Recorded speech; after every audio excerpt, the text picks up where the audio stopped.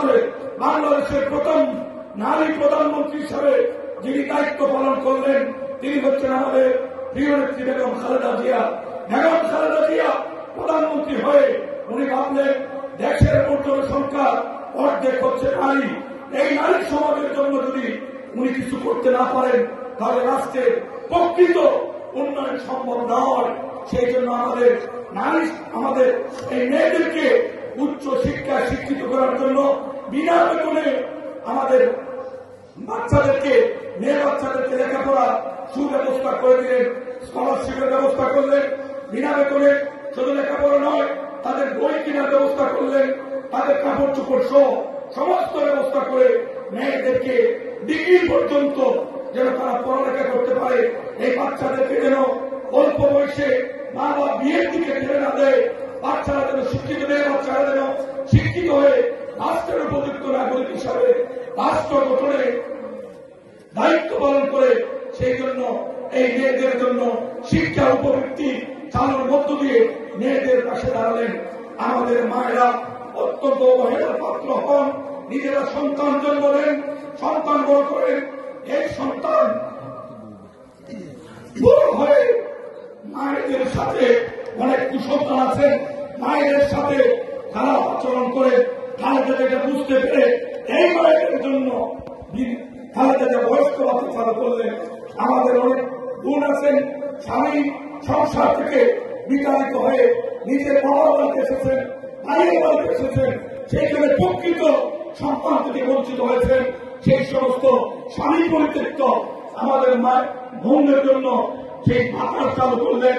আমাদের অনেক বোন অল্প বয়সে স্বামী হয়ে বিধবা হয়ে স্বামীর বাড়িতে স্থান নেই, বাবার বাড়িতে স্থান নেই, সেই মায়েদের জন্য বিধবা ভাতা চালু করলেন।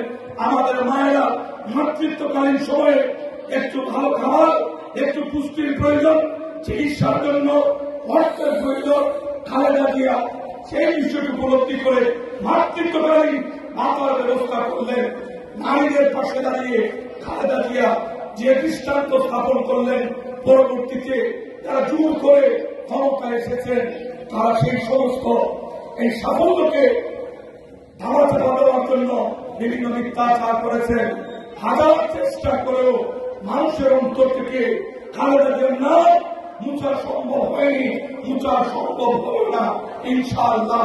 সর্বক্ষেত্রে বিএনপি চেষ্টা করেছে বাংলাদেশের সকল মানুষকে যেন ঐক্যবদ্ধ রেখে একটি সমৃদ্ধ বাংলাদেশ গড়ে তুলতে পারে। সকল মানুষকে নিয়ে বিএনপির পথ চলা ছিল। লক্ষ্য করুন একটা দলের নেত্রী কতটা আন্তরিক হলে উনি সমস্ত কষ্ট দুঃখ ভুলে যেতে পারেন। আমরা বারবার জাতির সামনে কেঁদে কেঁদে আমরা বলেছি বেগম খালেদা জিয়া বাংলাদেশের তিনবারের সফল প্রধানমন্ত্রী। বাংলাদেশে এমন কোন মানুষ এখন পর্যন্ত জন্ম হয়নি জাতীয় সংসদ নির্বাচনে যার জীবনে কোন আসনে পরাজিত হতে হয়নি। খালেদা জিয়া এখন পর্যন্ত 26টি আসনে আলাদা আলাদা ভাবে এমপি নির্বাচনে অংশগ্রহণ করেছেন এবং প্রতিটি নির্বাচনে আওয়ামী লীগকে পরাজিত করে কোন কোন আসনে লক্ষাধিক ভোটে পরাজিত করে বারবার এমপি হয়ে বাংলাদেশে অনন্য দৃষ্টান্ত স্থাপন করলেন। তিনি হচ্ছেন আমাদের প্রিয় নেত্রী বেগম খালেদা জিয়া, যার জীবনে কোন কলঙ্ক নেই, যার জীবনে কোন দুর্নীতি ওনাকে স্পর্শ করতে পারেনি। শেখ হাসিনা ভাবলেন খালেদা জিয়া যদি মুক্ত থাকেন তাহলে বিএনপির মতো রাজনৈতিক দলকে দমিয়ে রাখা যাবে না। উনি মিথ্যার আশ্রয় নিলেন, ছলনার আশ্রয় নিলেন। মাত্র 2 কোটি টাকা একটি মিথ্যা মামলা দিয়ে খালেদা জিয়াকে 6 বছর কারাগারে বন্দী করে রাখলেন। খালেদা জিয়া পায়ে হেঁটে হাসিনার বন্দীশালা গেলেন। অযত্নে অবহেলায় বিনা চিকিৎসায় ঢাকার পরিত্যক্ত ওই নাজিমুদ্দিন রোডের কারাগারে একাকিত্ব জীবনে খালেদা জিয়া খাওয়ার সঙ্গে সফয়জনিং করে খালেদা জিয়াকে মৃত্যুর মুখে ঠেলে দিলেন শেখ হাসিনা, আওয়ামী লীগ এবং তৎকালীন প্রশাসন। রাকে আল্লাহ মারেকে খালেদা জিয়া যখন একদম মৃত্যুর মুখোমুখি, শেখ হাসিনা দায় এড়ানোর জন্য, জনগণকে ধোঁকা দেওয়ার জন্য ওনাকে হসপিটালে পাঠালেন।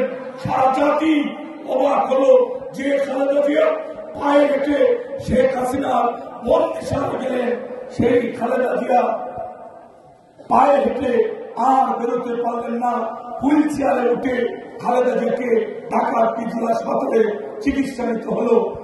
দলের পক্ষ থেকে দেশে বিদেশে অসংখ্যবার আবেদন নিবেদন করা হলো একটি ভালো হসপিটালে অথবা দেশের বাইরে খালেদা জিয়ার যদি উন্নত চিকিৎসা হয়, হয়তো আল্লাহ ওনাকে সুস্থ করে দিতে পারেন, উনি আবার স্বাভাবিক জীবনে ফিরে আসতে পারেন। কে শুনে কার কথা? আজকে দেখেছেন আইনমন্ত্রী তৎকালীন আনিসুল হক সাহেব আজকে খুনের মামলায় উনি আজকে কারাগারে, উনি আনিয়ে বিনিয়ে আইনের দোয়াই দিয়ে শেখ হাসিনার অন্যায় নির্দেশে বলেছেন খালেদা জিয়াকে নাকি বিদেশে পাঠাবার কোন ব্যবস্থা নেই। রাকে আল্লাহ মারকে আজকে হাসিনা মুক্ত বাংলাদেশে খালেদা জিয়া উন্নত চিকিৎসার জন্য দিনের বেশে কুয়েতের আমিরের, কাতারের আমিরের পাঠানো রাজকীয় বিমানে উনি লন্ডনে চিকিৎসার জন্য যান। আর অত্যাচারী শেখ হাসিনা উনি চুরের মতো পালিয়ে কার্গো বিমানে করে পার্শ্ববর্তী দেশ ভারতের আশ্রয় নেন। এটাই হচ্ছে যেমন কর্ম তেমন ফল। খালেদা জিয়া ধৈর্যের মধ্যে থেকেও হাসিনা যখন পালালেন, হসপিটালে চিকিৎসাধীন বিছানা থেকে উঠে বসতে পারছিলেন না, এবার কেয়ার হাসপাতালে উনার উপলব্ধি আসলো যদি দেশের মানুষ